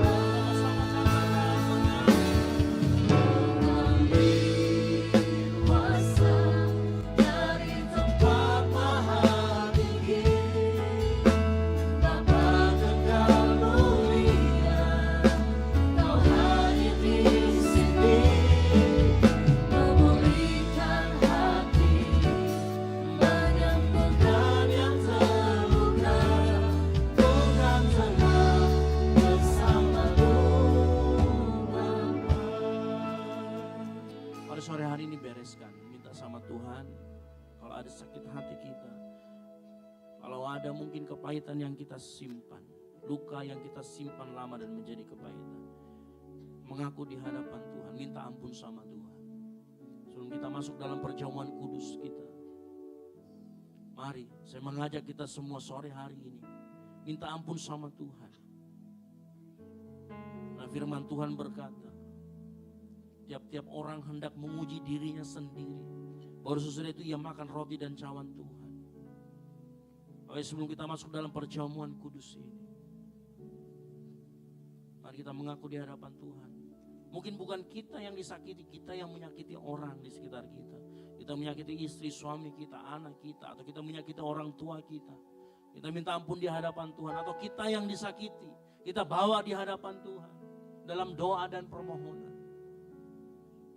Sore hari ini, sebelum kita masuk dalam perjamuan kudus, mari angkat suaramu, minta ampun di hadapan Tuhan. Minta Tuhan melayakkan hidup kita untuk menerima perjamuan kudus. Angkat suaramu, bilang sama Tuhan, Tuhan ampuni kami Tuhan, layakkan kami Tuhan, layakkan setiap kami Tuhan menerima perjamuan kudus Tuhan. Ampuni setiap kesalahan kami. Mungkin kami mengaku kami melakukan hal tersebut dengan orang yang ada sekitar kami. Kami menyakiti mereka. Kami minta ampun Tuhan, dan layakkan kami menerima tubuh dan darah Kristus. Mari berdoa pribadi demi pribadi sama Tuhan. Minta sama Tuhan.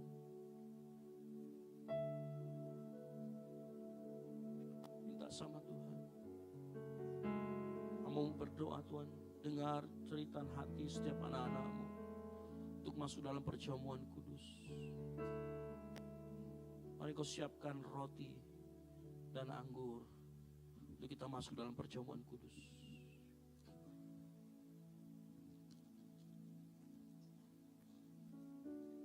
Angkat roti tinggi dari kepalamu.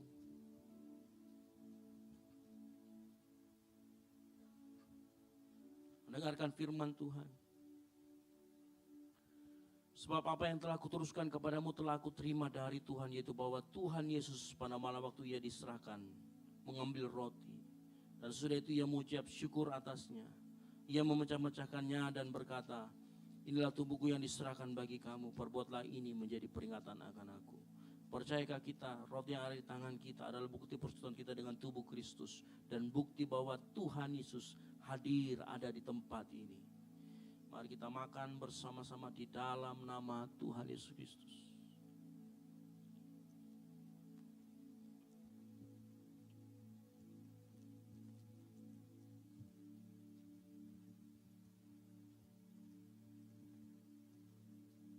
Siapkan anggur, cawan, angkat tinggi dari kepala kita. Mendengarkan firman Tuhan, demikian juga ia mengambil cawan sesudah makan lalu berkata, cawan ini adalah perjanjian baru yang dimateraikan oleh darahku.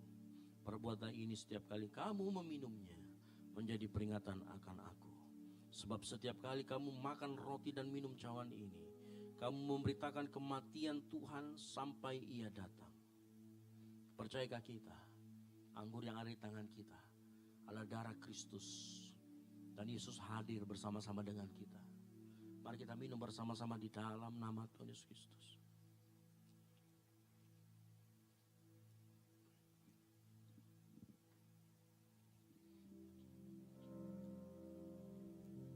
Mari angkat suara, katakan terima kasih Tuhan. Terima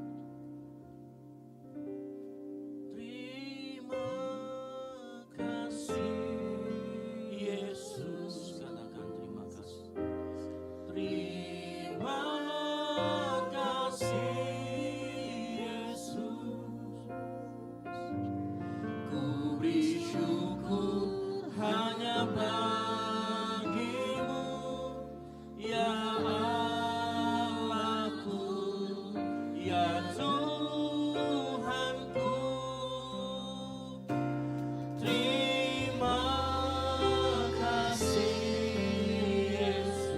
Terima kasih Yesus.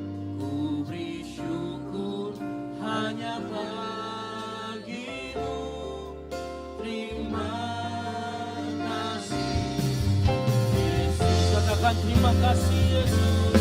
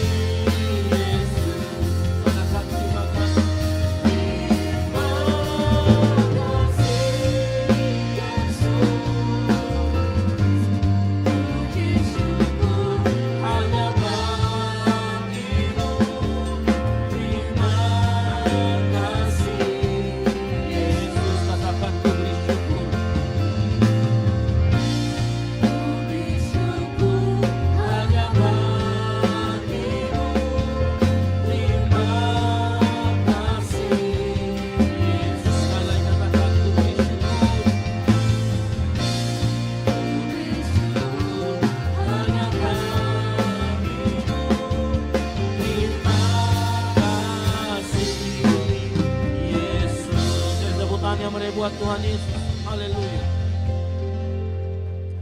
Bapa di surga, kami mengucap syukur buat sore hari ini kami belajar bagaimana akar dari iri hati yang sering datang mengganggu jiwa kami Tuhan, mengganggu hubungan kami dengan orang lain. Kami belajar di tempat ini bahwa kami harus datang kepada Tuhan dengan hati apa adanya, jujur di hadapan Tuhan. Kami mengucap syukur Tuhan buat setiap firman yang disampaikan sore hari ini, dan biar firman itu menegur terus kami. Dan biar Roh Kudus menyatakan apa yang Engkau katakan kepada kami Tuhan. Nyatakan semua dalam hati kami Tuhan. Kami juga bersyukur sudah bersekutu dengan tubuh dan darah Kristus melalui perjamuan kudus. Kami yakin pengorbananmu tidak akan pernah sia-sia menyelamatkan kehidupan kami. Terima kasih Bapa di surga. Kami serahkan kehidupan kami ke dalam tangan-Mu. Dan kami yakin dan percaya nama-Mu ditinggikan, nama-Mu dipermuliakan. Di dalam nama Tuhan Yesus Kristus yang diberkati firman Tuhan. Sama-sama katakan, amin. Silakan duduk, Tuhan Yesus memberkati.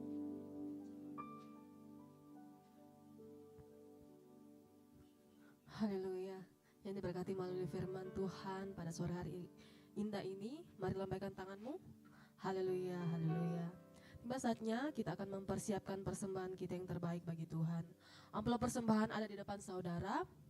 Amplop yang pertama untuk operasional pastori, dan untuk amplop yang kedua diperuntukkan untuk kas gereja. Mari sambil mengangkat persembahan kita satu dalam doa, kita berdoa. Bapa di sorga, kami mengucap syukur Tuhan atas segala kebaikan-Mu dalam hidup kami. Terima kasih buat firman-Mu yang telah menegur kami pada sore hari yang indah ini Tuhan. Biarlah dapat tertanam baik dalam kehidupan kami dan dapat kami lakukan di dalam setiap kehidupan kami masing-masing. Terima kasih Tuhan, terima kasih Yesus. Saatnya tiba kami diberi kesempatan untuk memberi yang terbaik bagi-Mu Tuhan. Biar Engkau tilik dari tempat yang maha tinggi Tuhan, persembahan kami yang kami persembahkan. Biarlah menjadi dupa yang berbau harum menyenangkan hati-Mu. Yang masih ada pada kami Tuhan, Engkau tetap memberkati, berkati keluarga kami. Di dalam nama Tuhan Yesus Kristus kami siap memberi, haleluya, amin. Persembahan akan dijalankan dari sebelah kiri saya, tengah dan kanan saya. Selamat memberi, Tuhan Yesus memberkati.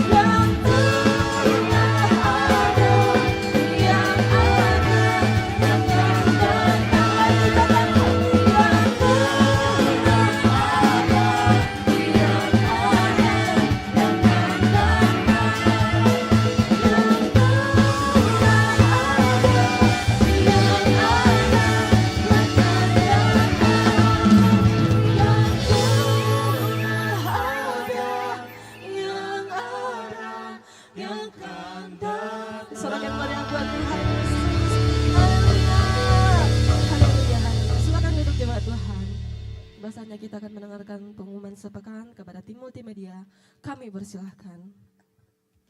Shalom jemaat yang dikasihi Tuhan. Berikut beberapa informasi kegiatan GBI Oikumene selama 1 minggu ke depan. Doa pelayan dan puasa akan diadakan pada hari Sabtu pukul 6 sore bertempat di gereja. Gladi bersih untuk ibadah raya pertama akan diadakan pada hari Sabtu pukul 7 malam, ibadah raya 2 pada hari Minggu pukul setengah 3 sore, dan gladi bersih untuk ibadah raya ketiga akan diadakan pada hari Sabtu pukul 10 pagi. Ibadah raya Minggu diadakan sebanyak 3 kali, yaitu pukul 9 pagi, pukul setengah 5 sore, dan pukul 7 malam. Ibadah raya yang pertama dan yang kedua akan disertai ibadah anak sekolah minggu. Ibadah-ibadah ini dapat disaksikan secara online melalui live YouTube GBI Oikumene. Bagi saudara-saudari yang ingin mendapatkan dukungan doa, silakan menghubungi nomor berikut. Pondok Daud akan diadakan setiap hari Selasa dan Jumat pukul 3 sore bertempat di ruang sekolah minggu. Bagi jemaat Tuhan yang berkerinduan untuk didoakan, silakan mengisi form pokok doa yang telah disiapkan. Mari tetap saling menopang dalam doa-doa kita kepada Tuhan. Bagi saudara-saudari yang membutuhkan layanan konseling, penyerahan anak, dan pernikahan, silakan menghubungi nomor berikut. Baptisan akan diadakan pada minggu terakhir setiap 3 bulan sekali. Bagi saudara sekalian yang membutuhkan layanan baptisan, silakan menghubungi nomor berikut. Persembahan persepuluhan dan persembahan lainnya dapat ditransfer melalui rekening BCA dengan nomor 7993 111 777 atas nama GBI Oikumene. Jangan lupa untuk mencantumkan keterangan untuk setiap persembahan yang diberikan. Perpuluhan yang jemaat Tuhan berikan akan dipergunakan seluruhnya untuk pekerjaan Tuhan di tempat ini dan akan dilaporkan secara periodik serta terbuka kepada jemaat Tuhan sekalian. Bagi Bapak Ibu jemaat Tuhan dan saudara sekalian yang rindu untuk melayani Tuhan, silakan mengisi formulir dengan cara scan barcode berikut atau menghubungi nomor berikut. Mari memakai waktu dan talenta yang Tuhan beri bagi kemuliaan namanya. GBI Oikumene mengucapkan selamat ulang tahun bagi jemaat Tuhan yang ulang tahun sepanjang bulan ini. Kasih, sukacita, dan penyertaan Tuhan melimpah bagi jemaat Tuhan sekalian. GBI Oikumene BTP mengucapkan selamat kepada jemaat Tuhan yang telah lulus dan meraih gelar sarjana. Sukses selalu dan Tuhan Yesus menyertai setiap langkah ke depannya. Demikian informasi mengenai kegiatan GBI Oikumene selama sepekan. Selamat hari Minggu, Tuhan Yesus memberkati. Baik, shalom.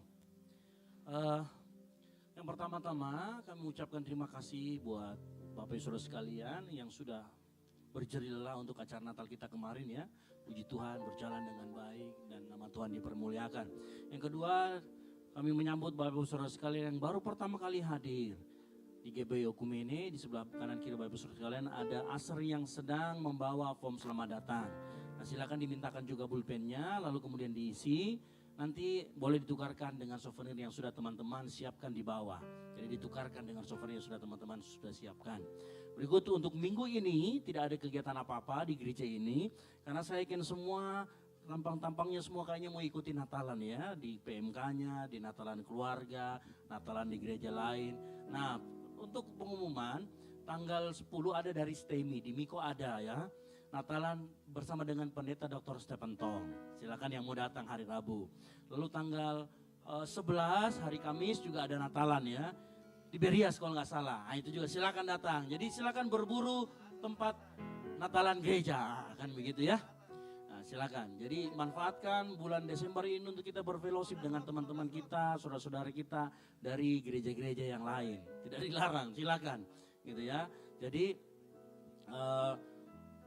saya yakin bukan hanya gereja tapi Natal-Natal keluarga itu juga pasti ada. Jadi silakan. Nanti hari Sabtu teman-teman pelayan setengah 4 sore geladi ibadah raya 3, lalu kemudian jam 6 2 pelayan dan jam 7 malam geladi untuk ibadah raya 1. Kemudian hari Minggu kita akan kembali lagi berkumpul di tempat ini di jam yang sama, di jam 9, setengah 5 dan jam 7 malam gitu. Berikutnya ya kami juga Ada form pokok doa juga sama teman-teman Aser, nanti silakan juga diminta kalau memang mau didoakan atau bisa tinggal sebentar kalau mau didoakan secara langsung. Dan akan selalu didoakan di Pondok Doa Daud yang diadakan setiap hari Selasa dan hari Jumat di jam 5 sore. Nah berikutnya buat teman-teman dan Bapak Ibu Saudara sekalian, rekan-rekan yang berulang tahun sepanjang bulan Desember, monggo silakan maju, nanti akan menerima souvenir dari gereja, lalu kemudian kita akan doakan bersama-sama di tempat ini. Silakan yang berulang tahun sepanjang bulan Desember, ada? Maju saja, jangan malu-malu. Yang baru pertama kali hadir juga boleh kok, nggak apa-apa. Ya, sebenarnya sudah disiapkan sama teman Aser. Ada yang sepanjang bulan Desember. Ayo, jangan malu-malu. Maju, silakan. Iya, ada lagi? Ada lagi? Nah, oh, ada banyak ternyata ya. Ada lagi? Ya. Lagi maju silakan di sini. Ya, ada lagi yang berulang tahun sepanjang bulan Desember. Kita akan doakan dan menerima souvenir. Ah, ada lagi. Ya, ayo cepat mengaku. Ya. Ini, ada yang tanggal 25? Kalau ada yang tanggal 25 coba cek itu Tuhan Yesus kah bukan? Ya. Jangan sampai Tuhan Yesus turun lagi kedua kali. Gitu ya. Ada 25. Oh, 2 orang. Oh, 25. Ini juga 25. Oke, baik. Ada lagi yang berulang tahun? Ya, kalau tidak ada lagi, mari kita angkat tangan kita arahkan ke setiap rekan-rekan kita yang berulang tahun. Bapa di surga, kami mengucap syukur buat setiap rekan-rekan kami yang berulang tahun sepanjang tanggal bulan Desember ini Tuhan. Kami serahkan kehidupan mereka dalam tangan-Mu, pelayanan mereka, sekolah mereka, kuliah mereka, pekerjaan mereka. Kemanapun kaki mereka melangkah, baik itu sebagai anak, sebagai orang tua. Dimanapun mereka berada, biar anugerah Tuhan berjalan di dalam kehidupan mereka, ada di dalam kehidupan mereka. Kami serahkan orang tua mereka, keluarga besar mereka, dimanapun mereka berada, biar mereka tetap dalam perlindungan Tuhan. Kami serahkan di usia yang baru ini, biar anugerah Tuhan terus mengalir, berkat Tuhan mengalir dimanapun mereka berada. Di dalam nama Tuhan Yesus Kristus, yang percaya sama-sama katakan, amin. Umur panjang di tangan kanan, di tangan kiri yang kekayaan, kehormatan Tuhan selamanya. Umur panjang di tangan kanan, di tangan kiri yang kekayaan, dan kehormatan Tuhan selamanya.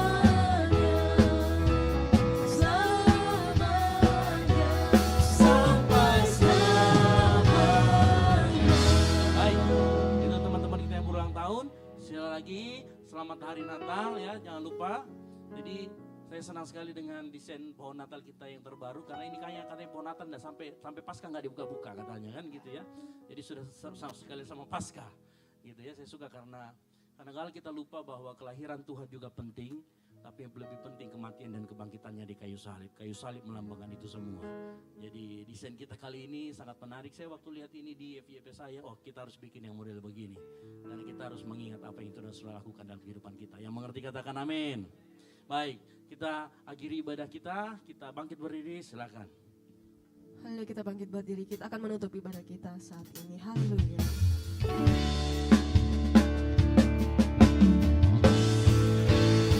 Segala pujian dan syukur bagimu, Allah yang mulia, kuduslah nama-Mu.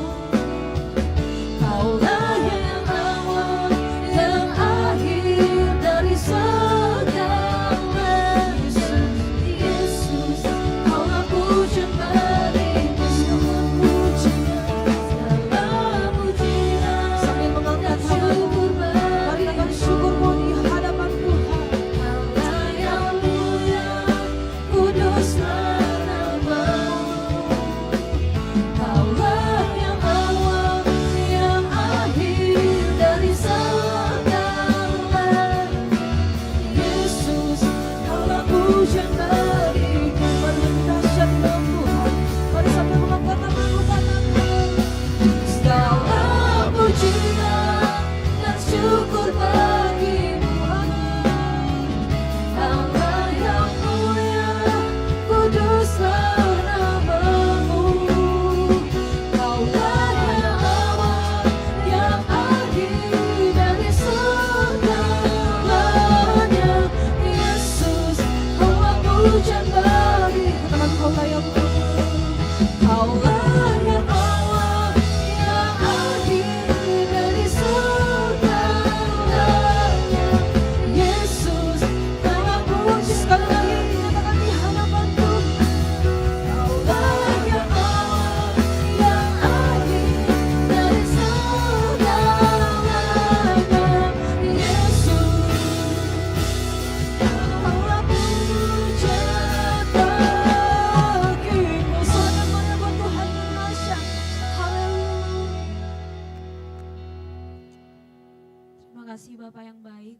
Malam hari ini kami limpah dengan ungkapan syukur di hadapan-Mu.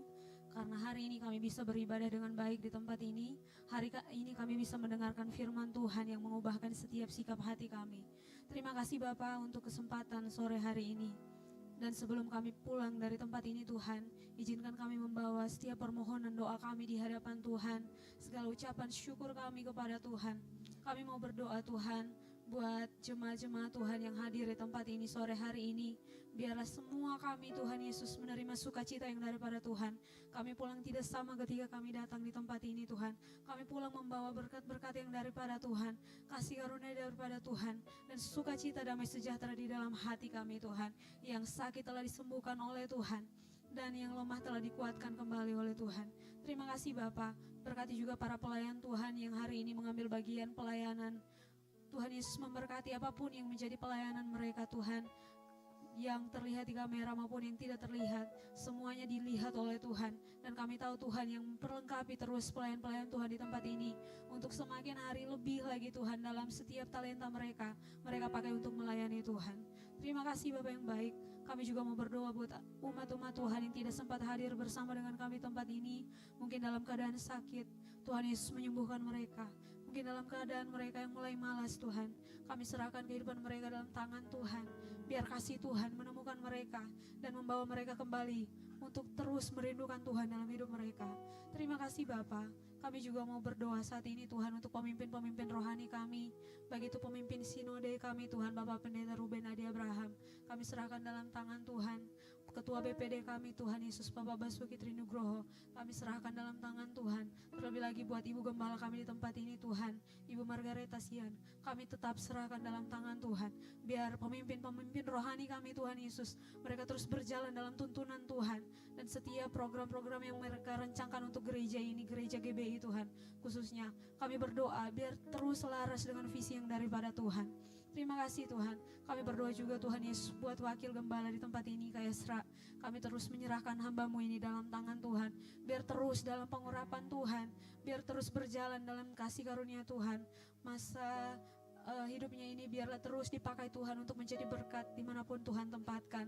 Pribadinya, keluarganya, biar Tuhan jaga, lindungi dan pelihara. Biar terus mereka menjadi berkat-Mu Tuhan Yesus, dimanapun Tuhan tempatkan kehidupan mereka, bersama dengan istrinya Tuhan, bersama dengan anaknya Tuhan pelihara. Kami berdoa juga buat mentor rohani kami tempat ini Tuhan, Pastor Peter bersama dengan keluarganya. Tuhan pelihara terus sebagai biji mata Tuhan. Tuhan pelihara terus mereka dengan berkat yang berkelimpahan, hikmat, akal budi dan urapan terus Engkau curahkan dalam kehidupan hamba-Mu ini Tuhan. Terima kasih Bapa yang baik. Di saat ini juga Tuhan kami rindu untuk berdoa bagi bangsa kami Indonesia Tuhan. Kami menyerahkan bangsa kami ke dalam tangan Tuhan. Ada beberapa daerah yang mengalami bencana alam Tuhan. Kami serahkan dalam tangan Tuhan. Kami tahu hati Tuhan tertuju kepada bangsa ini. Dan kami tahu Tuhan ada di sana bagi umat-umat-Mu yang terkena bencana alam Tuhan. Kami tahu semuanya ini atas kehendak Tuhan. Oleh sebab itu kami minta belas kasihan Tuhan untuk bangsa ini. Biarlah Tuhan Yesus Engkau hadir di sana dan menguatkan setiap orang-orang yang terkena bencana alam. Engkau yang menghiburkan mereka, Engkau yang menguatkan mereka Tuhan. Dan biarlah pengharapan mereka tetap di dalam Tuhan. Terima kasih Bapa yang baik. Terima kasih Tuhan. Biarlah Tuhan Yesus kami juga mau menyerahkan pemerintahan yang ada di bangsa ini. Kami serahkan dalam tangan-Mu, baik itu pemerintahan pusat sampai kepada pelosok tanah air ini. Kami serahkan dalam tangan Tuhan. Otoritas Tuhan ada bagi pemerintahan kami, sehingga apapun keputusan mereka dalam pemerintahan, semuanya berasal dan sekehendak Tuhan. Kami berdoa juga Tuhan buat kota yang kami cintai, kota Makassar, di mana Tuhan tempatkan kami di tempat ini. Kami berdoa biar terus ada kedamaian, terus ada keamanan yang daripada Tuhan. Tuhan jauhkan dari segala rancangan-rancangan orang jahat, orang-orang yang tidak bertanggung jawab Tuhan. Kami berdoa di dalam nama Tuhan Yesus, biar umat-umat-Mu bisa terus bebas untuk datang menyembah Tuhan dan mencari Tuhan. Lebih lagi kami berdoa supaya terus terjadi penuaian jiwa di bangsa ini, di kota kami Makassar ini Tuhan. Biar semua orang bisa mengenal Tuhan secara pribadi. Untuk itu Tuhan kami berdoa buat gereja-gereja yang Tuhan hadirkan di tempat ini, yang Tuhan percayakan untuk ada di kota Makassar ini. Biar terus terjadi kesatuan hati di gereja-gerejamu Tuhan, bersatu untuk menuai jiwa bagi kemuliaan nama Tuhan. Engkau berkati Tuhan gereja-gerejamu di tempat ini, baik kami di tempat ini maupun gereja-gereja yang ada di sekeliling kami di kota ini. Tuhan Yesus, biarlah semuanya Tuhan kami sehati, sevisi Tuhan, untuk menuai jiwa bagi kemuliaan nama Tuhan. Terima kasih Tuhan Yesus. Kami berdoa Tuhan untuk bulan Desember ini banyak gereja-gereja akan mengadakan Natal. Tuhan Yesus tolong berikan keamanan. Tuhan Yesus tolong biarlah Tuhan sukacita, damai, sejahtera Tuhan ada bagi setiap gereja-gereja ini. Setiap perayaan yang kami lakukan biar kami menemukan Tuhan lahir di dalam hati kami. Terima kasih Bapa yang baik. Kami juga tak lupa berdoa Tuhan untuk orang tua kami masing-masing, mungkin ada bersama dengan kami di kota Makassar, atau mungkin mereka sedang ada di kampung halaman. Tuhan Yesus, pelihara juga orang tua kami Tuhan. Biarlah orang tua kami terus ada dalam Tuhan. Biar orang tua kami terus dapat kesehatan yang daripada Tuhan. Berlimpah kasih karunia Tuhan dalam kehidupan mereka. Jagai, pelihara mereka Tuhan. Dan biarlah Tuhan Yesus, mereka tetap setia mengiring Tuhan. Makasih Bapa yang baik. Kami berdoa Tuhan Yesus di tempat ini. Kami mengucap syukur buat kesempatan, buat kasih sayang Tuhan yang tidak pernah berkesudahan di dalam kehidupan kami. Kami juga mau berdoa Tuhan buat anak-anak Tuhan yang mungkin menyaksikan tayangan ibadah kami yang beribadah secara online. Mungkin ada halangan mereka sehingga mereka beribadah secara online. Biarlah Tuhan Yesus juga hadir di sana bersama-sama dengan mereka. Kami percaya Tuhan, lawatan Tuhan tidak terbatas oleh ruang dan waktu. Biarlah Tuhan melawat juga umat-umat-Mu yang menyaksikan ibadah ini secara online. Setiap pergumulan mereka dijamah, dijawab oleh Tuhan, dikuatkan oleh Tuhan, diberikan jalan keluar oleh Tuhan. Terima kasih Bapa yang baik. Ampuni pelanggaran kami Tuhan. Dan inilah doa kami di hadapan Tuhan. Biar Tuhan sempurnakan doa kami dengan doa yang Tuhan ajarkan kepada murid-murid-Nya. Kami ucapkan secara bersama-sama. Bapa kami yang di surga, dikuduskanlah nama-Mu. Datanglah kerajaan-Mu. Jadilah kehendak-Mu di bumi seperti di surga. Berikanlah kami pada hari ini makanan kami yang secukupnya. Dan ampunilah kami akan kesalahan kami, seperti kami juga mengampuni orang yang bersalah kepada kami. Dan janganlah membawa kami ke dalam pencobaan, tapi lepaskanlah kami daripada yang jahat. Karena Engkau lah yang punya kerajaan dan kuasa dan kemuliaan sampai selama-lamanya. Mari angkat kedua tangan kita. Diberkatilah engkau di kota dan diberkatilah engkau di ladang. Diberkatilah buah kandunganmu, hasil bumimu dan hasil ternakmu. Diberkatilah bakulmu dan tempat adonanmu. Diberkatilah engkau pada waktu masuk dan diberkatilah engkau pada waktu keluar.